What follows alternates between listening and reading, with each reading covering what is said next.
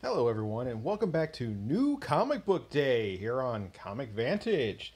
So today, as always, it's Wednesday, so I run to my local comic book shop, I pick up my books for the week, I bring them on home, give them a good read, tell you all about them. So, if you don't want spoilers, there can and will be spoilers, so back out now, come back later, or just stick around, I got good stuff coming. Alright, let's get started. First book this week on our list is Robo Cop #2 from Boom Studios. I believe everyone remembers this book from, I guess it's been a month ago now that I did the review on this. Absolutely love the story. This actually picks up right where that left off. It was a little chaotic in the story, but it was really cool. It starts off right away just showing you old school Officer Murphy saving a child in a fire. Just absolutely beautiful. And then it brings you to his sad and lonely existence now, sitting at home in a chair, not being able to pick up a gun in retirement.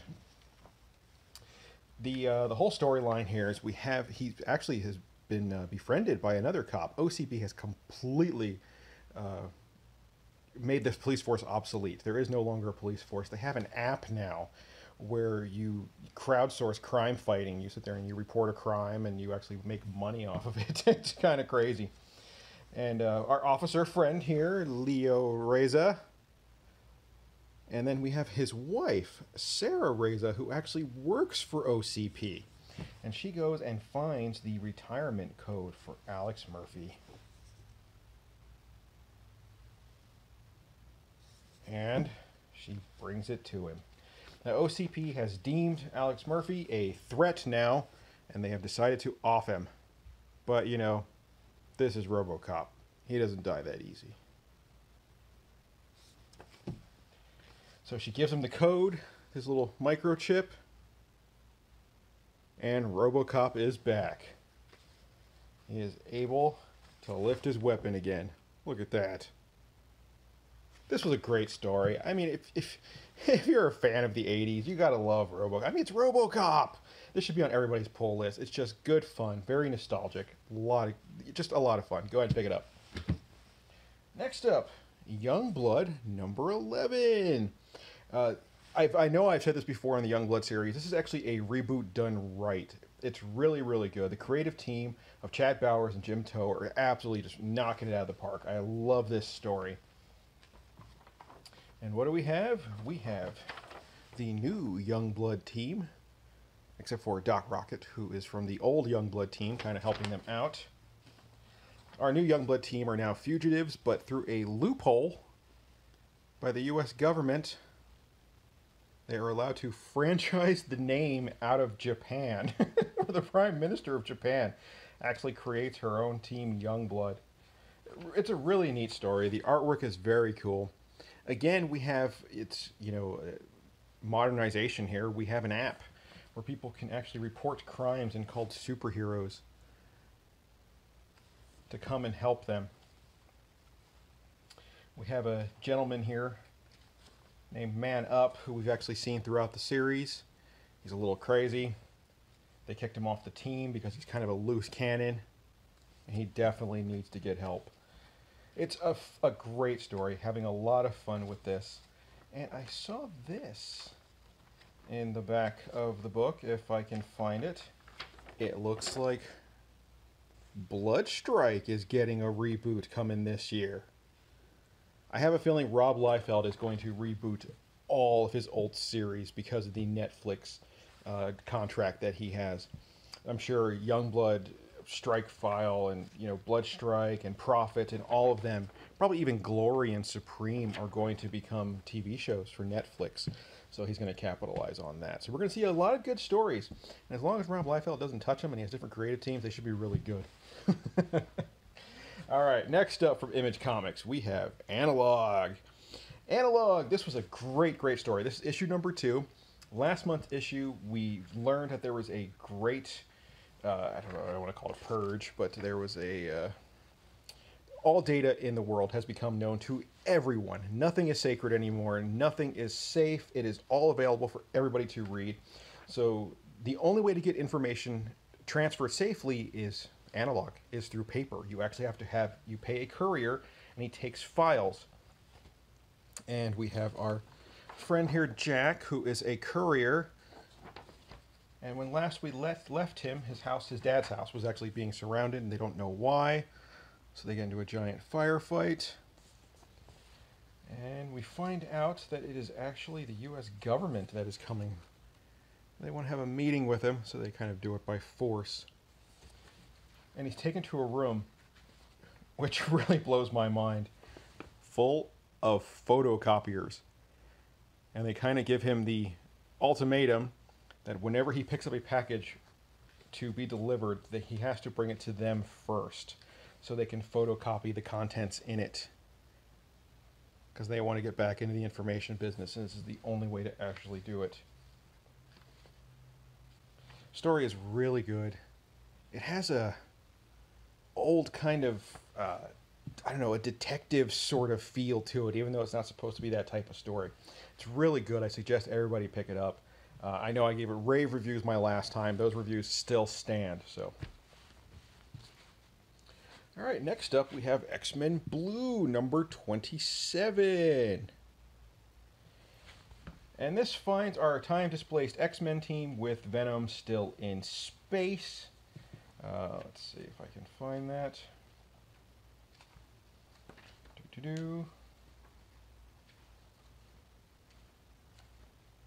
Apparently I can't find it.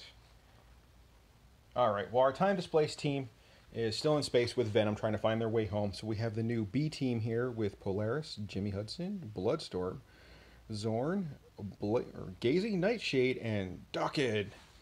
This is our B team being led by Magneto here on Earth. They are the only ones left now to try to stop the Mother Vine. And the Mother Vine is actually a program that essentially unleashes people's mutant potential, sometimes causing secondary mutations, but then also puts them under control of our baddies. Oh, here's our cool guys out in space. I love Venom. He's so cool. And we'll be getting to that shortly, because we all know what came out this week. Anyway, our bad team is Miss Sinister, Havoc, Bastion, I'm sorry, and the White Queen, all unleashing Mother Vine. It's actually a fun story. I'm really enjoying it. But the thing that really got me this time around was this little backstory for the new summer event. The Countdown to Extermination. And it shows our future. It looks like our time-displaced X-Men team. We see Jean Grey is back, so we know she's not dead. I love this beast with the horns and rah. It's a good story. Everybody should be reading it. It's probably one of the better X-Men titles that's out right now. I would definitely recommend this for everyone. And next up, Cal Exit number 3. First issue came out, oh geez, I don't know, 6-8 year ago, I don't know.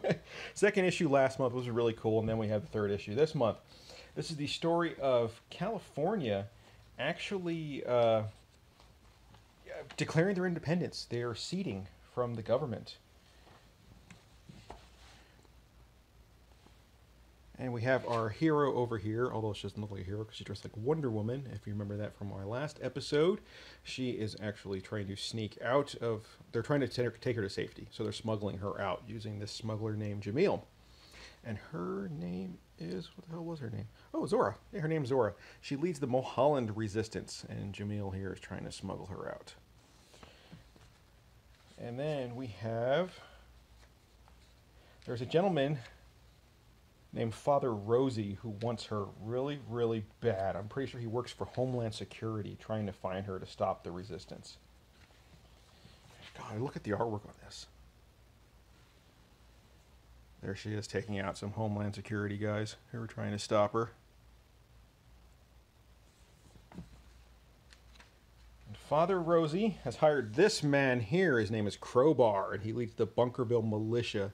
He has 3 days to find her, or else he gets absolutely destroyed. The last leader of the Bunkerville Militia actually got a pool cue to the head in the last issue. The artwork is awesome. The storyline is great. This one was a little on the slow side. It didn't. I mean, it progressed the story a bit, but not as far as I would have liked. So I'm not quite sure why that happened there. It seems to be going along really smoothly, though. I really enjoy it. The dialogue is great. It's just a lot of fun. It's from Black Mask Studios. Anything from Black Mask has been an absolute treat to read. I would recommend anything they did. All right, next up, Exiles number 3. Now, before I start on my little review here of Exiles, I do want to talk about the quality of these damn books that Marvel's been putting out. God, as you can see, this is the variant cover. I picked the variant. I hate this cover. I hate it. I don't like it at all. Why did I pick it? Because it was the best one of the bunch. The other covers had these weird ink smears across them, and it was just the staple. It was bad. I mean, look at this. Just in this one here. See that purple ink stain right there? It's because it sat on another book. It's just right there, and it caused that. All of Marvel's books have been doing this lately. I don't know why. They are so cheaping out on their printing. It's like, what are you trying to do? What do they charge for this? $3 or $4, $3.99. Okay, let me skip ahead here and show you this. This is Spawn Witchblade. The quality of this book is crazy. It has an almost cardstock cover. It's shiny. It's glossy. The pages are beautiful. $2.99. Seriously. I mean, if McFarlane can do this, why can't Marvel with the amount of books they put out? All right, so anyway. All right, here I'm jumping ahead too. Here's Darth Vader. This is almost like newspaper. I mean, what is this? God. All right, that's enough of the rant about the quality of these books. All right, so anyway, Exiles number 3. We have our alternate reality team. I love Blink. I've always loved Blink since the Age of Apocalypse. She's a great character. And we have Valkyrie, we have Wolvie, we have Iron Lad, and we have Khan, which is a future older Kamala Khan who just calls herself Khan, and she's old and bitter, and it's actually kind of neat. This is a pretty interesting story. Right now they are in this... the artwork starts off kind of cartoonish and sort of surreal. But then, I mean, that's why they throw mutated dinosaurs at you as soon as you get to it. But then later on, I mean, you have this whole crazy Age of Aquarius land they end up in. Look at this, Fury. Oh my god, old school Nick Fury. Seriously? Awesome. But then by the time we land, they are in Earth, World War II, also an alternate reality. And this is actually why I bought the book. This is the first appearance of Peggy Carter as Captain America. Hence why I wanted a good copy of this book. And they are off to save the world from the Red Skull, who has an atomic bomb. And he's gonna drop it on New York, I believe. It was a fun story. It was really good. Leaves you on a giant cliffhanger, so you definitely want to pick up issue number 4 if you're reading this. It was a fun read. I would give it a thumbs up, quality issues aside. All right, next book on our list is Venom number 1. I'm sure this is the book everyone picked up, and I opted for the Young Guns variant. Now, let's turn this book around and look right here. See that nice yellow streak right there? It's from sitting on top of another Young Guns variant. Okay, I'm going to stop there. All right, so anyway, Venom number 1. This was a great read. I've been looking forward to this. It's been a huge blast. We start off in ancient Norse times, where apparently there was a symbiote. And it's a dream or a memory that his symbiote is actually having, Eddie Brock's. He knows something is wrong. His symbiote seems to be going a little crazy. The bloodlust is coming back. He wants to kill. He's losing control of it. God, I just love that. Venom. I loved this frame right here. This whole picture right there just totally reminded me of Todd McFarlane old school Venom. No tongue, not a huge amount of teeth, just the perfect grin. That was amazing right there. I just all kinds of nostalgia when I saw that panel. So we have we have Venom. He's going through. He's trying to destroy. Yeah. Look at this. This is what happens when his symbiote actually just kind of lets go and goes crazy. So we're looking at an ancient symbiote, I believe, who's speaking an old dead language. He said that's millions of years old. And he stumbles across a man who kind of takes him prisoner, and he tells him he's an old soldier who was part of a super soldier program that bonded soldiers with symbiotes. And he wants to have help trying to save his friends who all went mad, and they've been keeping in black sites where they're now going to be killed. And Eddie's like, we are all over this. We will totally help you. So he comes up to the convoy to rescue these other men who are bonded with symbiotes, not realizing that the madness that this guy was talking about was this. All of their symbiotes have reverted to more of their primal forms. It was a lot of fun. Donny Cates is a great writer. It seems like he's going for almost a horror sort of twists on this thing. And I love it. It's a great story. I cannot wait to pick up the other issues. This is going to be so much fun. All right. And then next up, you guys have seen this already, is the Spawn and Witchblade, or Medieval Spawn and Witchblade. This little mini-series McFarlane is doing right now. It's actually, if I'm not mistaken, it's written by Brian Haberlin. Totally. Written by Brian Haberlin, or, co-written, who is one of the creators of Witchblade. So that's kind of neat to see. I opted for the black and white variant cover because it's just gorgeous. I mean, look at the amount of detail that went into this cover.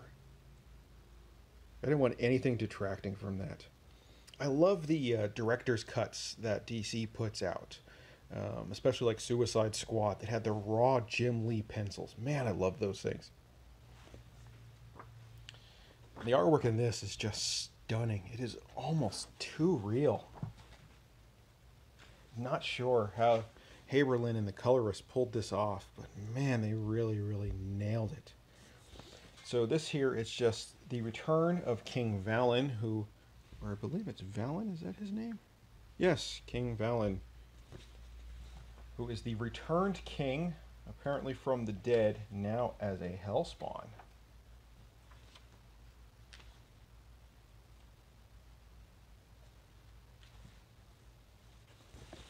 There's our Hellspawn. Look at the amount of detail in that. That is just crazy. Haberlin's a great artist, too. No sign of Witchblade whatsoever in this book. So this story just laid down the origin of King Valen, and he disappeared, and no one knows what happened to him, and then all of a sudden he comes back as a Hellspawn. Great read, a lot of fun. I cannot wait to see where this goes. I especially can't wait when Witchblade pops up. That should make it a whole lot better. So I'm assuming issue 2 will probably be her story, and then we'll see them both together joining forces. It should be kind of cool. Anyway, definite thumbs up this week for this one. All right, next up this week is our Red Hood and the Outlaws, number 22. DC's doing this kind of semi-virgin cover that just has the little DC logo, tiny barcode, and then the credits down here. Man, this thing's amazing. I think all of their books this week had covers like this. Again, awesome Dexter Soy artwork in this thing. And just incredible, incredible Scott Lobdell writing. Man, I'm going to hate if this guy ever leaves this book because, wow, he's just rocking it on here. And this book is just, it's heartbreaking. So, really what the whole story is, and we have Artemis here reminiscing on her past, working for Lex Luthor.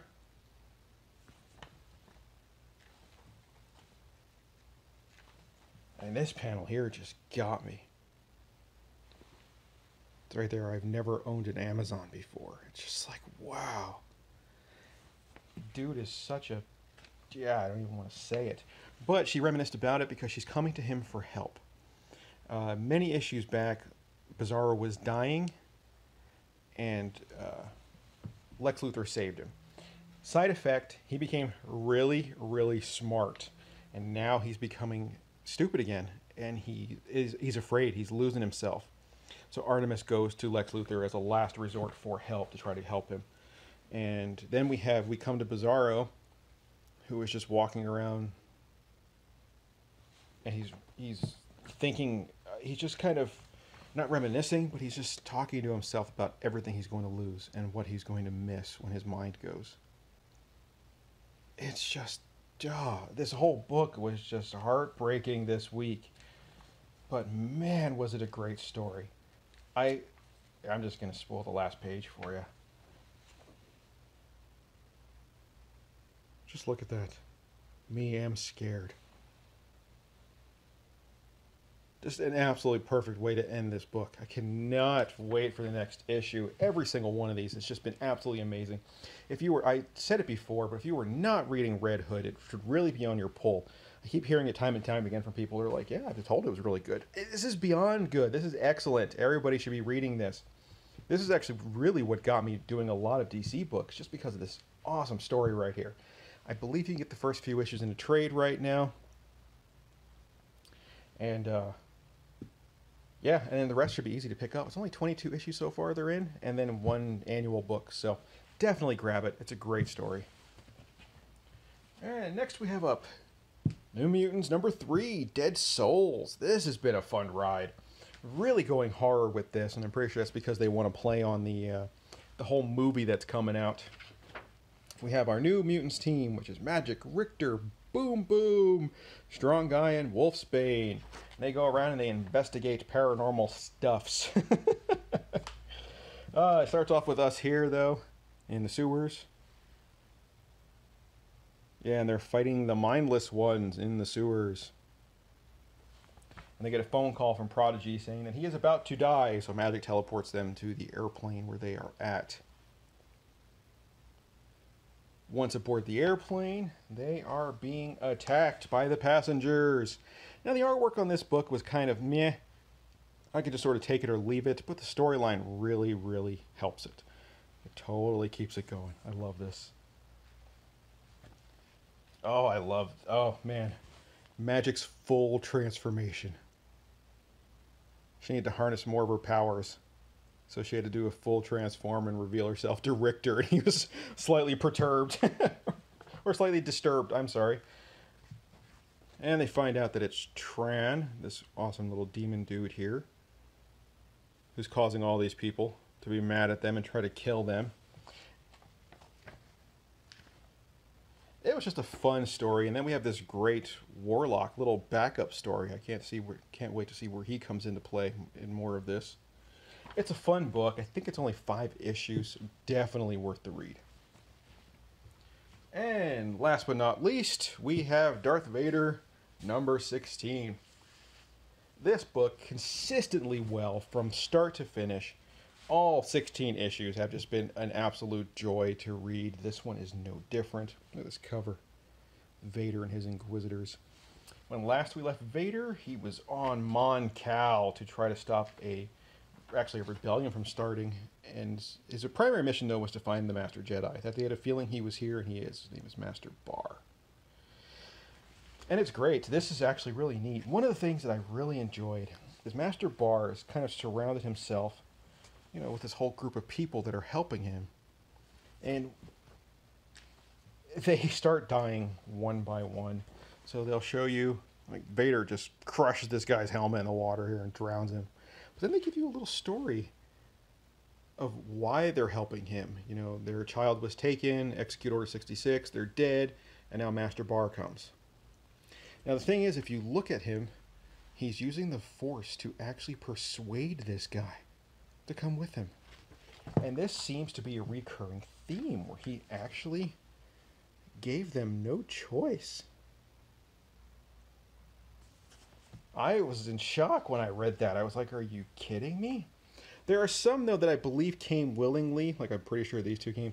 But it looks like a majority of his people, he just influenced them with the Force. So we have this whole battle breaking out on Mon Cal. We have General Rarely kicking Imperial ass right now. And Grand Moff Tarkin actually sends Vader to go find the king and try to stop this insurrection right away. and he sends his Inquisitors along with these stormtroopers to go and bring down the Jedi. The funny thing is that once they finally meet up with the Jedi, this Jedi is actually smart. He studies history and he learns current events, and it seems to be his thing. And the first thing he does, he's like, if I'm not mistaken, oh, hey, your stormtroopers are still clones. And all the Inquisitors are like, yeah, whatever, you know. And he's like, no, I know you all. You're all Jedi. And that means execute Order 66. Oh, and this is where it ends. Now, do the clone troopers follow this command and attack all of them? I don't know. God, I can't wait for that. Come on, next issue. What are you doing to me? Absolutely so much fun. I'm having a blast with this. All right, so those are the books I picked up this week. Let's do a quick recap. We have Star Wars Darth Vader, issue number 16. You can get the first bunch in a trade right now. The rest are easy to pick up. They're all relatively inexpensive. Cover price still, if not a little bit under. Grab them. Grab them, grab them, grab them. I don't care if you're a Star Wars fan or not. It's just good reading. New Mutants number 3, Dead Souls. And again, blast to read. I recommend everybody pick this up. Red Hood and the Outlaws number 22. This book here has got to be my pick of the week. Right here. Best book, hands down, of all the books I read this week. Must own. You have to read this series. Medieval Spawn Witchblade number 1. It was a good read. Laid down the foundation, so it's a little slow, but stick with it. I have a feeling it's going to get pretty good. Venom number 1. Donny Cates really seems to know what he's doing with Venom. And, oh god, and this Ryan Stegman artwork. I totally forgot to mention the Stegman artwork. I love his work. So that team really seems to be cool together. So definitely pick that up. Exiles number 3. The only reason I bought this was for the Peggy Carter Captain America books. So, I mean, the story wasn't bad, but it probably won't go regular for me. It was okay. I would read it if I had nothing else to read. So it wasn't bad. So anyway, there you go. Cal Exit number 3, good fun, very, very, it's a great read. Black Mask nails it every single time. X-Men Blue number 27, probably one of the better X-Men books out there right now. I'm not sure what's going to happen to all these books after the relaunch, so we'll have to wait and see. Analog number 2, this is getting interesting now that we have the government stepping in, wanting to get back into the secrets game. So, fun read. Youngblood number 11, a reboot done right. This one and Cyberforce, man, they were both really good stories out of Image right now. From some of the, old blood of the books that were out. Definite, I would say pick this up. And then Robo Cop number 2, again, tons of nostalgia right here. It's Robo Cop, what more do I have to say? Must read. All right, everyone. So, those are my books for the week. These are my opinions. Your mileage may vary. First off, I want to say thank you to everyone who has watched this video, subscribed, liked, give me thumbs up, shares. I topped 800 subscribers. That's insanity. Seriously, serious insanity.